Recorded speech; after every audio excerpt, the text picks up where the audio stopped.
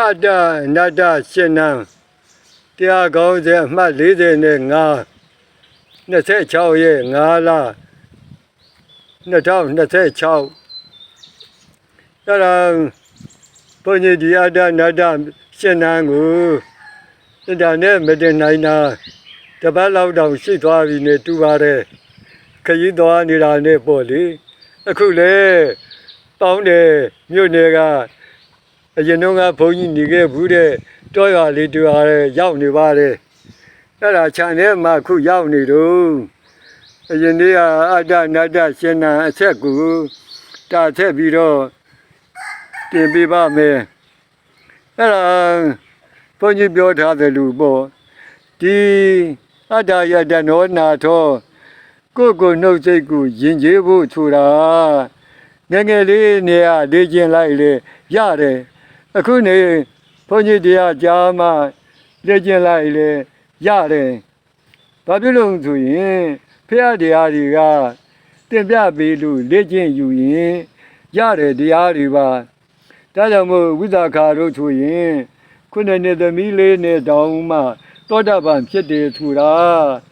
ဖရာကိုယုံကြည်တော့ဖရာတကားကိုနားလေတော့သဘောပေါက်သွားတာပဲတကယ်ကတော့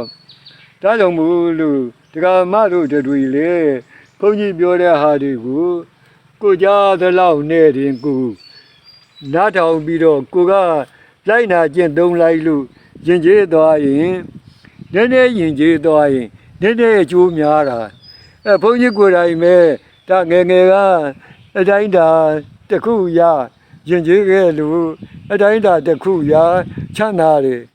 အဲ့ဒါကမတို့တွေလေအဲ့ဒါလို့ယဉ်ကျေးကြမယ်ဆိုရင်ဒါချမ်းသာသွားကြမှာပဲ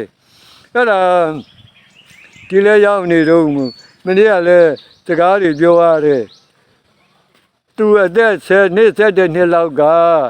တွေ့ခဲ့ဘူးတဲ့ကလေးမလေးဆိုပါတော့ဘုန်းကြီးတပည့်ရဲ့တူမလေးပေါ့သူဝကြီးအိမ်ဘုန်းကြီးကတဲတာဆိုတော့သူနဲ့တွေ့နေလို့သူ့ကိုတရားသင်္ကာလေးတွေသင်ပေးခဲ့တာ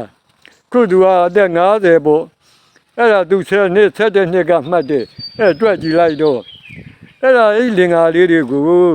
သူကမမေ့ဘူးအဲ့သင်ပေးကနေကခဏလေးရွတ်ပြတယ်ဘုန်းကြီးကလည်းမကြရောက်တတ်တယ်ပေါ့လေရောက်ရင်လည်းသူကရွတ်ပြတယ်အဲ့ဒါခုထိအဲ့လင်္ကာလေးတွေကိုသူကရွတ်ပြပြီပြောမယ်ဆိုရင်ကြည်လာတော့အဲ့ဒီဘုန်းကြီးတင်ပြီးတဲ့လင်္ကာလေးတိုင်းသူကနေတာထိုင်တာဖြစ်နေတာခုတော့ကလေးတောင်းအမေတောင်ဖြစ်နေပြီပေါ့လေအဲ့ဒါဒကာမတို့ကပြောပြမယ်ဘုန်းကြီးမြင်လေဝမ်းသာရတယ်ဘယ်လိုဝမ်းသာရတာတော့ဆိုတော့ဒီစနေတဲ့ကလေးတွေကဒါလေးတွေကိုကျွဲမြဲသူရနေတာအဲ့ဒါကိုဒကာမတို့ကြွပြမယ်ဘုန်းကြီးသူ့ကိုတင်ပေးခဲ့တဲ့လင်္ကာလေးနှစ်ပုဒ်ဆိုတော့ကိုသာနိုင်အောင်ထိတ်မှာငြိမ်းချမ်းကြမဲ့များသူငါအဲ့ဒါတရားပါသာဝစဉ်ထိမ့်သိမ့်ကြရမှာကိုနှုတ်ကိုသာနိုင်အောင်ထိတ်မှာငြိမ်းချမ်းကြမဲ့များသူငါအဲ့ဒါတရားပါသာဝစဉ်ထိမ့်သိမ့်ကြရမှာကိုယ်စိတ်ကိုသာနိုင်အောင်ထိတ်မှာငြိမ်းချမ်းကြမဲ့များသူငါအဲ့ဒါတရားပါသာဝစဉ်ထိမ့်သိမ့်ကြရမှာကောင်းကိုကောင်းကြကောင်းမှကောင်းတာမကောင်းရင်ဘေးမနှေးတွေ့မှာ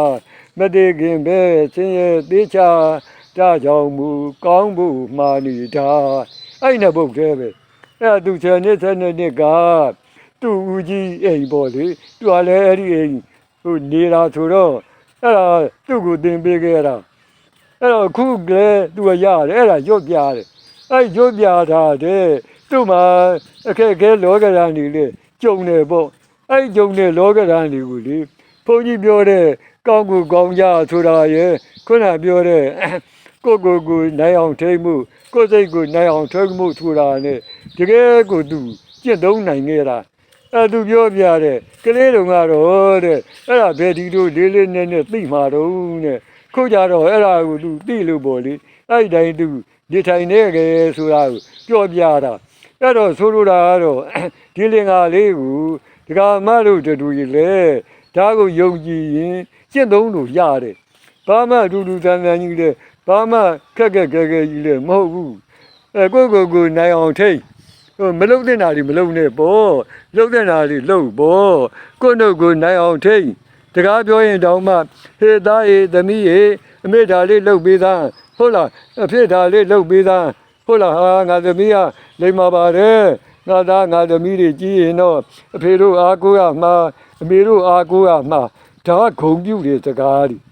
တချို့ကသားသမီးကိုနင်ဘာမှသုံးမကြဘူးဟုတ်လားမိဘမျက်နှာအိုးမဲ့သုတ်တယ်မိဘအရှက်ခွဲတယ်အဲ့စကားတွေကမပြောတဲ့နေစကားတွေတဖတ်ပလာပါဝါစာဆိုတာပိန်ပြင်းသွားအောင်ဆိုတာစိတ်ဓာတ်တွေသေးငယ်သွားအောင်ကိုသားသမီးကိုနှိမ့်တယ်လို့ဖြစ်တာကိုကနေရင်နဲ့စိတ်မရှိပြီမေတို့အဲ့လိုပြောလိုက်တော့သူတို့စိတ်ဓာတ်တွေသိငယ်ပြီးတော့သူတို့ဘဝကိုပြည့်စည်သွားတတ်တယ်တကယ်ကတော့ကွန်ပျူတာစကားပြောရများငါသားတော်တယ်ငါသမီးကတော်တယ်လိမ္မာတယ်ငါသားကြကြီးရင်တော့ဟုတ်လားဖေတို့မေတို့အားကိုးရမှာငါသမီးကြီးရင်တော့ဖေတို့မေတို့အားကိုးရမှာအဲ့ဒါကကိုသားသမီးပေါ်မှာထားတဲ့မေတ္တာပြမဲ့သူကြောင့်ကိုပြောတဲ့စကားလုံးကြီးကမက်ခင်ကြီးဖြစ်ကုန်တာဟုတ်မှန်ကြိုးရှိနဝင်ချိုးတဲ့စကားဟာတမ္မာဝါစာစကားပဲအဲ့ဒီစကားကသူတို့တသက်တာကိုကောင်းစီတယ်သူတို့ဘဝကိုမြင့်မြတ်စေတယ်အဲ့ဒါမို့ဒကာမတို့တွေကိုသားသမီးဆုံးမရင်လေမေတ္တာကရုဏာအပြည့်အဝနဲ့ချိုးသားတဲ့စကားလုံးကြီးပြောအဲ့ဒါဆိုရင်ကိုနှုတ်စိတ်ကိုဟုတ်လားရင်ကျေးအောင်ဆုံးမနိုင်တာပဲလေအဲ့ဒါဆိုလို့ရှိရင်ဟုတ်လားကိုအစိုးရတာအစိုးရတယ်ဆိုတာမဟုတ်အောင်မနာအောင်မတည်အောင်အစိုးရတာမဟုတ်ဘူးဘာလို့မလုပ်တဲ့နာမလုပ်အောင်လုပ်တဲ့နာလုပ်အောင်ကိုအစိုးရတယ်ကိုနှုတ်ကိုလည်းအဲ့တိုင်းပဲမပြောတဲ့နာမပြောမိအောင်ပြောတဲ့နာပြောမိအောင်အစိုးရတယ်ကိုစိတ်ကိုလည်းအဲ့လိုပဲကောင်းတာလုပ်နိုင်အောင်ဟုတ်လားကောင်းတာပြောနိုင်အောင်အစိုးရတယ်အဲ့ဒါအစိုးရအတ္တပဲအစိုးမရနတ္တဖြစ်ရင်တော့ဒုက္ခရောက်ပြီပေါ့လောဘဒေါသကဝင်လာတော့ကိုနှုတ်စိတ်အစိုးမရဘူးလေမလုပ်တဲ့နာတွေလုပ်မပြောတဲ့နာတွေပြောအဲ့ဒါသမီးနဲ့ပြဿနာဖြစ်ဒါကြောင့်မို့ဒီပြမဲဆိုမဲ့ခင်တွဲကျင်လျင်အမှန်ပဲနိဗ္ဗာန်ရောက်နိုင်ကြောင်းဆိုတာလေးလေဘုန်းကြီးအများကြီးပြောခဲ့ဘူးပါတယ်ဒါကြောင့်မို့ဒကာမတို့တွေလေဟုတ်လားမေတ္တာကရုဏာပြထမ်းပြီးတော့ကိုနှုတ်စိတ်ယဉ်ကျေးအောင်ဟုတ်လားကျင်နာယူရတဲ့အပြောဆိုနဲ့ပြောဆိုပြီးတော့ကိုသားသမီးတွေဆုံးမကြမယ်ဆိုရင်ကိုလည်းယဉ်ကျေးတဲ့သူဖြစ်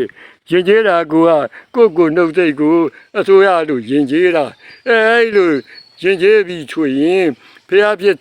ဖះဟောတယ်လို့ကိုယဉ်ကျေးတဲ့သူဖြစ်ကိုနှုတ်စိတ်ကိုအစိုးရတဲ့သူဖြစ်အိန္ဒြေရတဲ့သူဖြစ်ပြီးတော့ဟုတ်လားအနတ္တအတ္တဆိုတာအတ္တအနတ္တဆိုတာကိုစိုးပိုင်သူဖြစ်ပြီးတော့ကိုနှုတ်စိတ်ကိုအစိုးမရတော့သူဖြစ်လောဘဒေါသခိုင်းတာတွေလုံးမလုပ်တဲ့နာတွေလုံးမပြောတဲ့နာတွေပြောဒုက္ခရောက်တဲ့အဖြစ်ကနေလွန်မြောက်ပြီးတော့ယဉ်ကျေးသူငြိမ်းချမ်းသူ